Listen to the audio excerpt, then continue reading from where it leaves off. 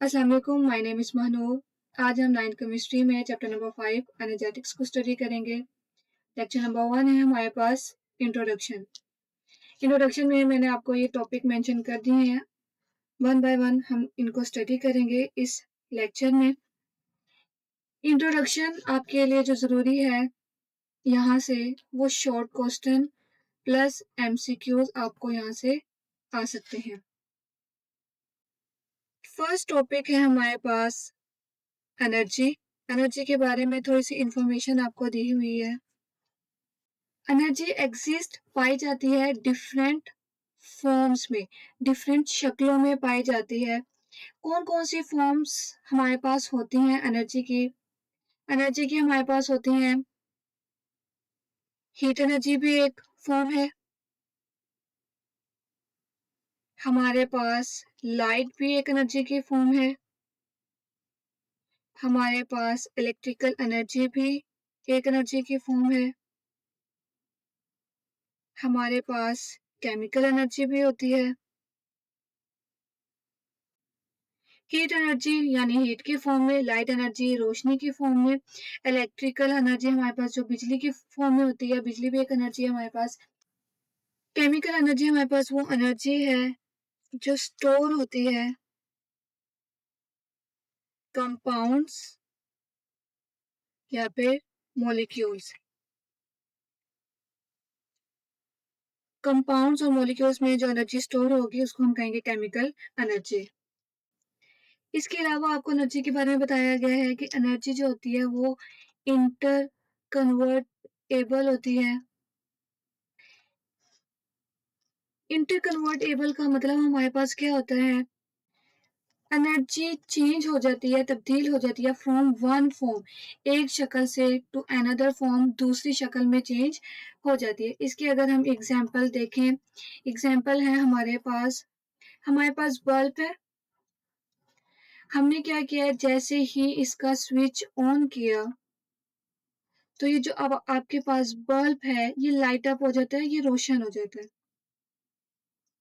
अब यहाँ पे क्या हो रहा है, यहाँ पे स्विच ऑन करने से इलेक्ट्रिकल एनर्जी जो थी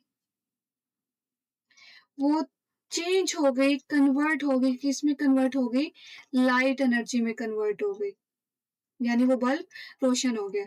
और अगर आपको पता हो तो बल्ब अगर रोशन होता है तो वो हीट अप भी होता है, यानी वो हीट भी प्रोड्यूस करेगा।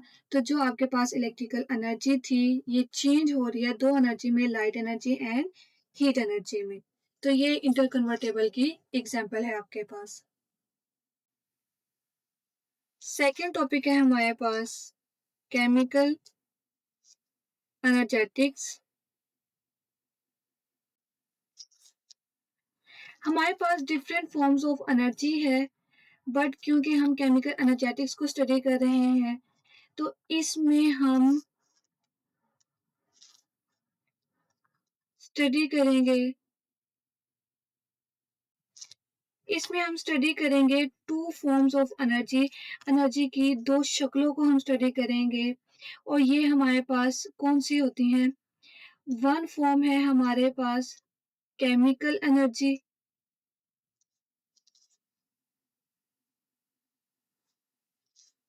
सेकेंड फॉर्म है हमारे पास हीट एनर्जी। केमिकल एनर्जी हमारे पास वो एनर्जी है जो स्टोर होती है, जमा होती है कंपाउंड्स में। ये कंपाउंड्स क्या है, इन विच जिसमें एटम्स जो होते हैं बाउंड टुगेदर, आपस में जुड़े हुए होते हैं। कंपाउंड्स में क्या होते हैं, जो एटम्स होते हैं वो जुड़े हुए होते हैं और इन कंपाउंड्स की जो एनर्जी होती है, जो स्टोर होती है इन कंपाउंड्स में, उनको हम कहते हैं केमिकल एनर्जी। हीट एनर्जी हमारे पास क्या होती है, ये वो फॉर्म ऑफ एनर्जी है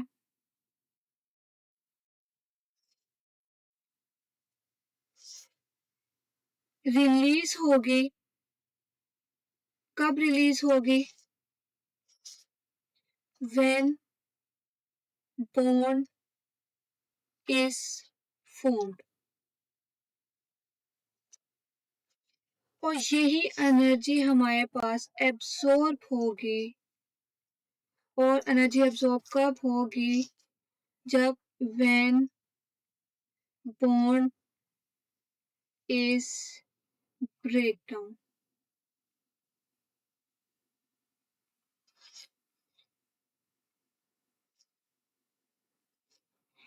हीट एनर्जी की वो शक्ल है जो रिलीज होगी व्हेन बॉन्ड इज फॉर्म। जब बॉन्ड आपके पास बनेगा तो जो एनर्जी रिलीज होगी वो हीट एनर्जी होगी, यानी हीट की फॉर्म में वो बाहर आएगी। रिलीज का मतलब बाहर आना।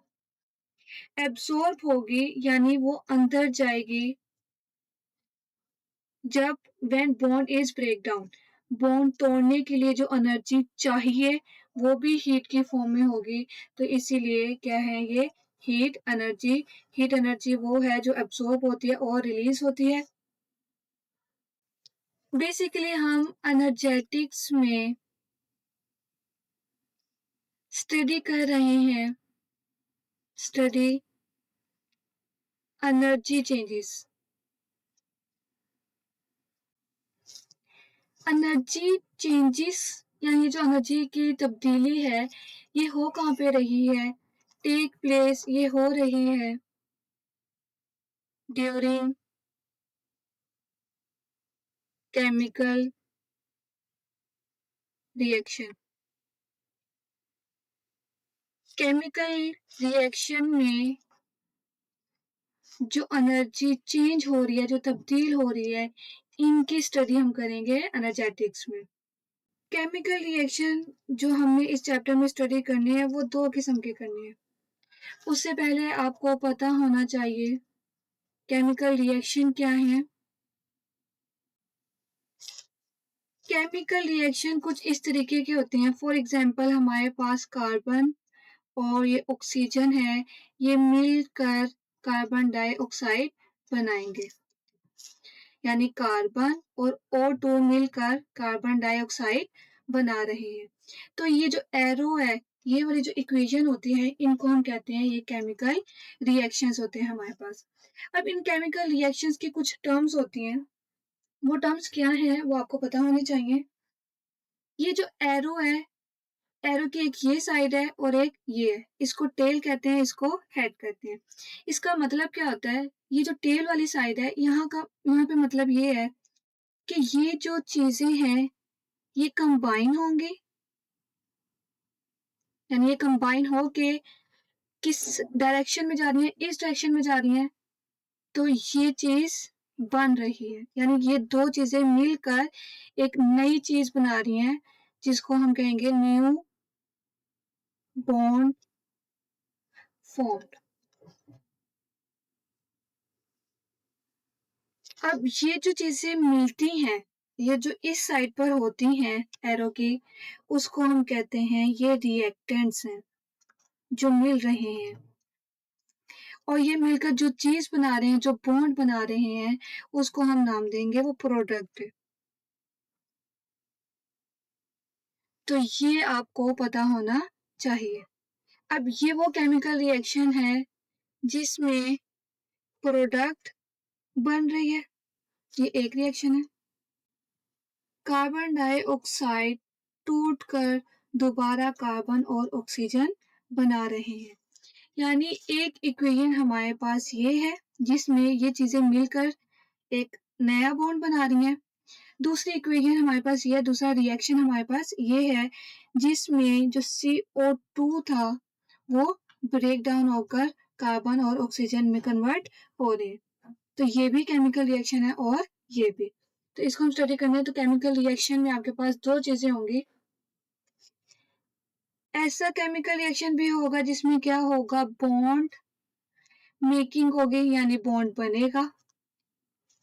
ऐसे रिएक्शन भी होंगे जिसमें आपके पास बॉन्ड ब्रेकिंग होगी, यानी बॉन्ड टूटेगा। ठीक है, एग्जाम्पल मैंने आपको पहले भी मेंशन किए हैं, इधर भी कर देते हैं।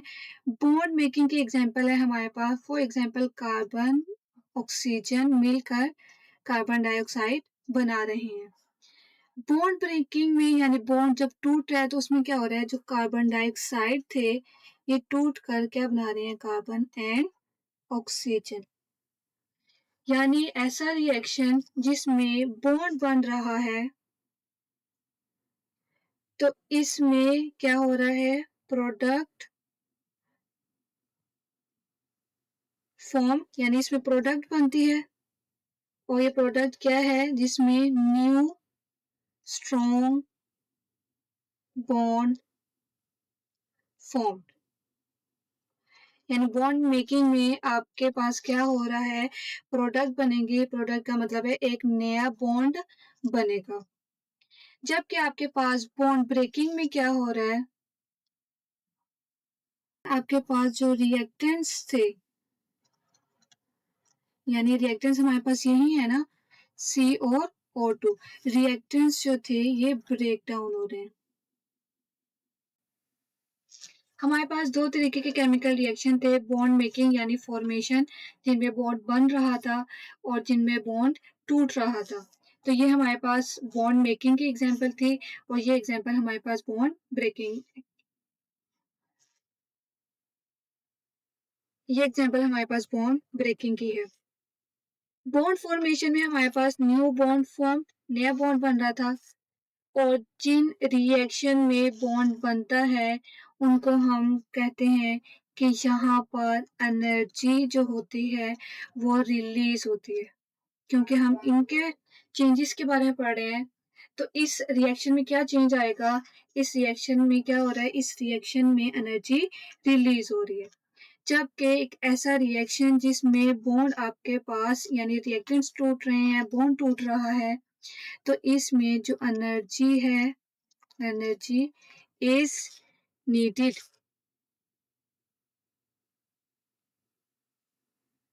ये वो रिएक्शन है जिसमें एनर्जी चाहिए।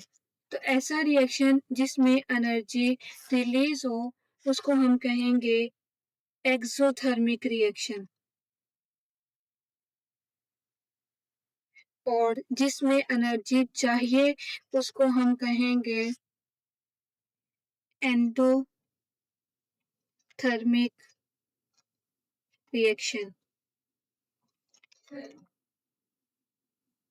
ठीक है, तो बेसिकली जो बॉन्ड ब्रेकिंग है वो एंडोथर्मिक रिएक्शन होगा और जो बॉन्ड मेकिंग है वो आपके पास एक एक्सोथर्मिक रिएक्शन है। तो ये दो तरीके के रिएक्शन हमने यहाँ पर स्टडी करने हैं। इनकी हम डेफिनेशन देखते हैं। एक्सोथर्मिक रिएक्शन कौन से हैं, इफ अ रिएक्शन, अगर रिएक्शन इज ऑकोपेन, मतलब अगर रिएक्शन होता है with the evolution of heat, यानी उसमें एवोल्यूशन का मतलब होता है एनर्जी बाहर आ रही है, तो ऐसे रिएक्शन को हम कहते हैं एक्सोथर्मिक रिएक्शन। अगर इस चैप्टर के पॉइंट ऑफ व्यू से देखा जाए तो वो रिएक्शन आपके पास कौन से हैं, तो वो होते हैं आपके पास बॉन्ड फॉर्मेशन यानी बॉन्ड मेकिंग वाले। जिन रिएक्शन में बॉन्ड बनता है वो जो होते हैं एक्सोथर्मिक रिएक्शन होते हैं क्योंकि उनमें एनर्जी बाहर आती है। जबकि आपके पास एंडोथर्मिक रिएक्शन की बात करें तो आपके पास अगर हीट इज एब्सॉर्ब, एब्सॉर्ब का मतलब होता है कि जज्ब हो, जब एनर्जी जज्ब हो ड्यूरिंग रिएक्शन, रिएक्शन के दौरान, तो हम उसको कहेंगे एंडोथर्मिक रिएक्शन। तो हमें ये एक्सो के वर्ड से ही याद करना है। एक्सो का मतलब होता है बाहर, यानी वो बाहर की तरफ जाएंगे, और एंडो का मतलब होता है अंदर की तरफ। तो अगर इसमें भी बात करें ये कौन से रिएक्शन होते हैं, तो ये आपके पास रिएक्शन होते हैं बॉन्ड ब्रेकिंग वाले। क्योंकि बॉन्ड ब्रेकिंग में एनर्जी चाहिए, एब्सॉर्ब होती है, इसीलिए जो बॉन्ड मेकिंग वाले होते हैं वो एंडोथर्मिक रिएक्शन में आएंगे और बॉन्ड फॉर्मेशन वाले एक्सोथर्मिक रिएक्शन में आएंगे। इन शॉर्ट अभी तक जो हमने सीखा है उसको मैंने समराइज कर दिया है, जो आपके लिए जानना जरूरी है मतलब ये आपकी चीज फिंगर टिप्स पर हो कि ऐसा केमिकल रिएक्शन जिसमें बॉन्ड मेकिंग है उसमें एनर्जी रिलीज होगी, और जिन रिएक्शन में एनर्जी रिलीज होती है उनको हम कहते हैं वो एक्सोथर्मिक रिएक्शन होते हैं। और ऐसी केमिकल रिएक्शन जिसमें बॉन्ड ब्रेकिंग होगी, बॉन्ड टूटेगा, उसमें एनर्जी चाहिए। एनर्जी चाहिए दैट्स मीन वो एनर्जी को एब्सॉर्ब करेगा। जिनमें एनर्जी चाहिए या एनर्जी एब्सॉर्ब होगी उनको हम कहेंगे कि वो एंडोथर्मिक रिएक्शंस होते हैं। नेक्स्ट जो 4 टॉपिक है हमारे पास वो है एंथैल्पी। एंथैल्पी की डेफिनेशन है हमारे पास total amount of thermal energy. Thermal energy का मतलब होता है हीट एनर्जी। जो टोटल हीट एनर्जी होती है, स्टोर्ड होती है किसी भी कंपाउंड में, उसको हम कहते हैं वो है एंथैल्पी। एंथैल्पी को हम रिप्रेजेंट करते हैं H के साथ, और इसका दूसरा जो नाम दिया गया है वो है हीट कंटेंट। हीट कंटेंट का मतलब होता है हीट की अमाउंट, कि किसी भी कंपाउंड में हीट की कितनी मिकदार जमा है वो हमारे पास कहलाएगा एंथैल्पी। इसको स्टडी करने से पहले यानी समझने से पहले कुछ टर्म जरूरी हैं। एक है आपके पास सिस्टम,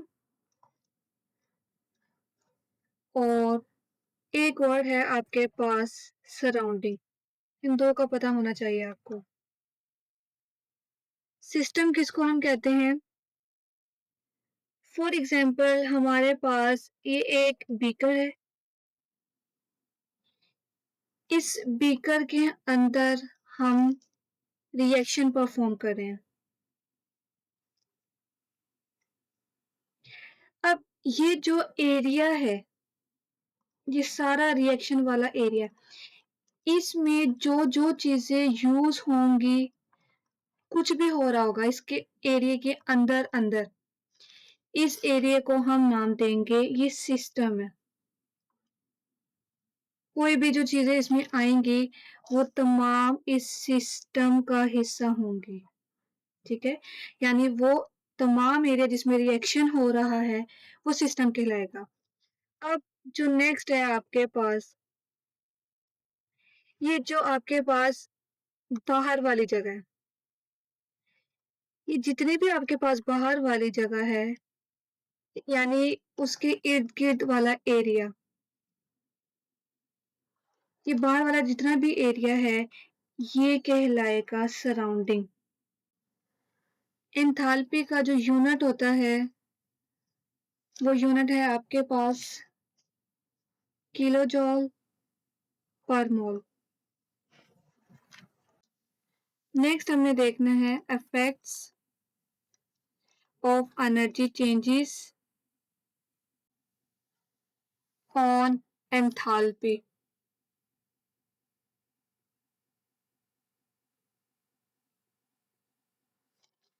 कि जो एनर्जी जब चेंज होगी, एनर्जी जब तब्दील होगी तो एंथैल्पी पर उसका क्या असर होगा। हम सपोज कर लेते हैं कि हमारे पास एक ये रिएक्शन हो रहा है,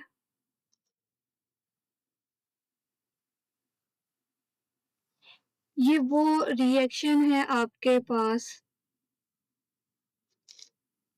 जिसमें बॉन्ड की फॉर्मेशन होगी, यानी ये बॉन्ड फॉर्मेशन रिएक्शन हम स्टडी कर रहे हैं। और क्योंकि हम बॉन्ड की फॉर्मेशन, इस पूरे रिएक्शन में बॉन्ड की फॉर्मेशन हो रही है, दैट्स मीन यहाँ पर क्या होगा, जो एनर्जी है वो रिलीज होगी। और हमने ये भी पढ़ा है कि ये जो एरिया है, ये जितना भी आपके पास एरिया है जिसमें रिएक्शन हो रहा है, इसको हमने नाम दिया था सिस्टम को।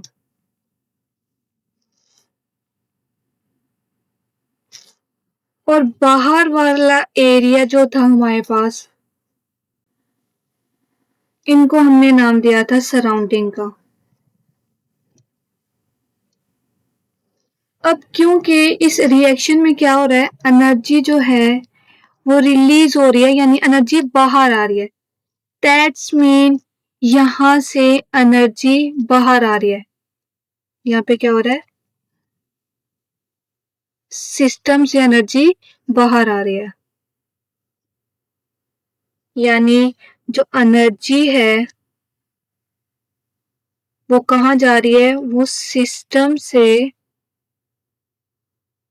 सराउंडिंग की तरफ जा रही है।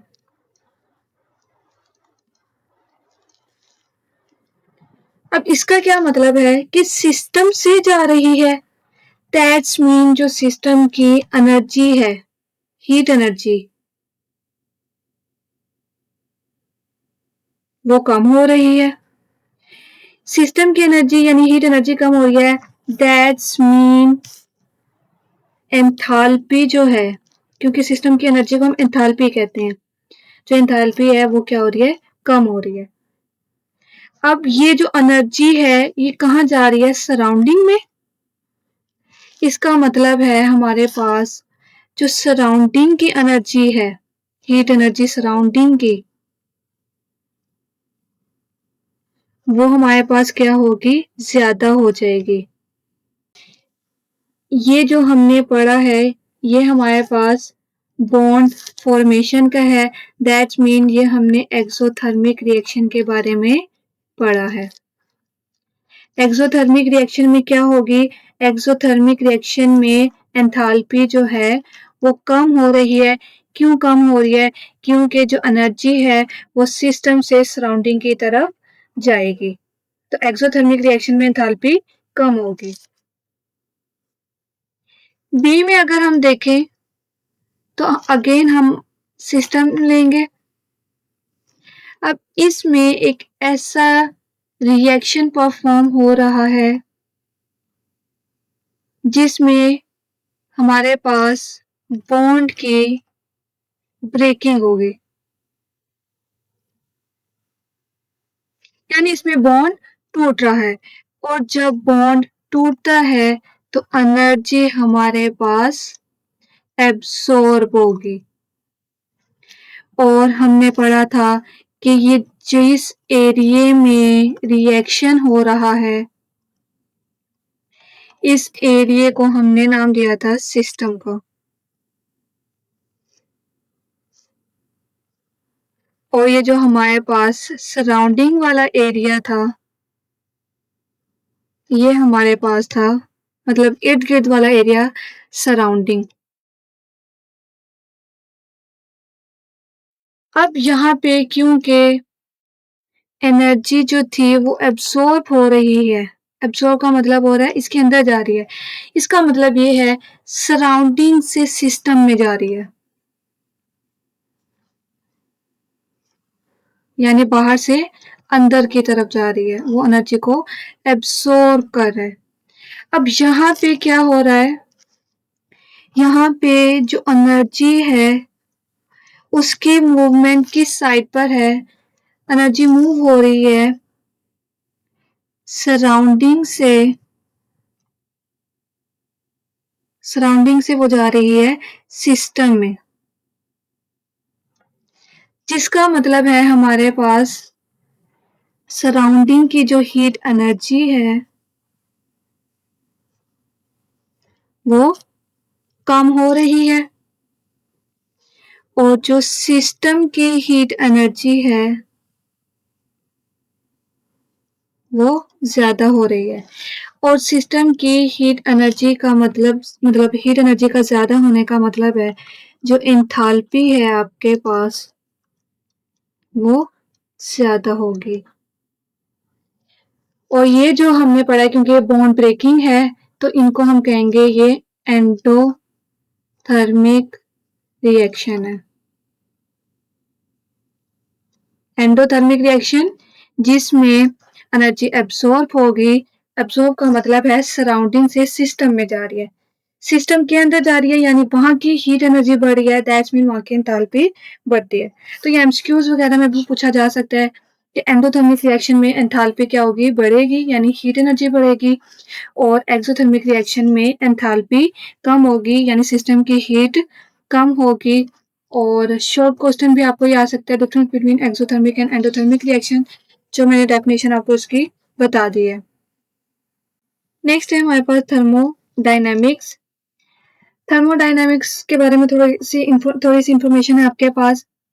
Chemical energetics is a part of broader field. ये जो हम केमिकल एनर्जेटिक्स इस चैप्टर में स्टडी करेंगे, ये एक बहुत बड़ी फील्ड का हिस्सा है। ब्रॉडर फील्ड का मतलब होता है बहुत बड़ी फील्ड है, और ये केमिस्ट्री की फील्ड है। और इस केमिस्ट्री की फील्ड का जो नाम है वो है थर्मोडायनामिक्स। यानी आपके पास ये जो केमिकल एनर्जेटिक्स है, ये थर्मोडायनामिक्स का एक छोटा सा पार्ट है। इस एनर्जेटिक्स में हम क्या स्टडी करते हैं? फ्लो ऑफ एनर्जी के बारे में, जो केमिकल रिएक्शन के दौरान होता है, यानी चेंजेस हम स्टडी करते हैं। यहाँ पे आपको प्रॉपर डेफिनेशन बताई हुई है थर्मोडायनामिक्स की। इट डील से ताल्लुक रखते हैं विद द एनर्जी चेंजेस, यानी जो एनर्जी तब्दील हो रही है उनके साथ ताल्लुक रखेंगे, उनकी स्टडी करेंगे। और ये कब होगा? During chemical reaction. Chemical reaction के दौरान जो एनर्जी चेंजेस हो रही है, एनर्जी तब्दील हो रही है, उनको स्टडी करेंगे। एंड हाउ दिस चेंजेस, और ये जो चेंजेस हैं, ये जो तब्दीलियां हैं, कैसे अफेक्ट करेंगी प्रॉपर्टीज ऑफ केमिकल सिस्टम। जैसे अभी हमने ऊपर पढ़ा है कि एंडोथर्मिक और एक्सोथर्मिक की वजह से, एंडोथर्मिक और एक्सोथर्मिक एक केमिकल चेंजेस है, एनर्जी चेंजेस हैं, और उनका एंथैल्पी के ऊपर, यानी जो केमिकल सिस्टम है उन पर क्या असर है, वो हमने स्टडी किया। किताब में आपके पास यहाँ से स्टार्ट हो रहा है इंट्रोडक्शन कि एनर्जी डिफरेंट फॉर्म्स में पाई जाती हैं और ये इंटर कन्वर्टेबल हैं। केमिकल एनर्जेटिक्स में हम दो एनर्जी डिस्कस करेंगे, केमिकल एनर्जी और हीट एनर्जी। ये आपके पास एमसीक्यूज आ सकता है और ये आपके पास शॉर्ट क्वेश्चन भी आ सकता है। What is chemical energy and heat energy? तो आप ये डेफिनेशन इनकी बताएंगे। ये केमिकल एनर्जी की है और ये आपके पास हीट एनर्जी की है, जो हमने स्टडी कर ली है। नेक्स्ट है हमारे पास in energetics we study energy changes that take place. हम उन एनर्जी की तब्दीलियों के बारे में पढ़ते हैं, टेक प्लेस जो होती हैं केमिकल रिएक्शन के दौरान। This changes are called. अब केमिकल रिएक्शन के दौरान जो एनर्जी चेंजेस हो रही हैं, जो एनर्जी तब्दील हो रही है, इनकी वजह क्या है? इनकी वजह है making and breaking of bonds during reaction. Reaction के दौरान जो बॉन्ड के टूटने का और बनने का अमल है, मेकिंग और ब्रेकिंग का अमल है, इस वजह से एनर्जी चेंजेस होती हैं। इन मोस्ट रिएक्शन, ज्यादातर रिएक्शंस में क्या होता है?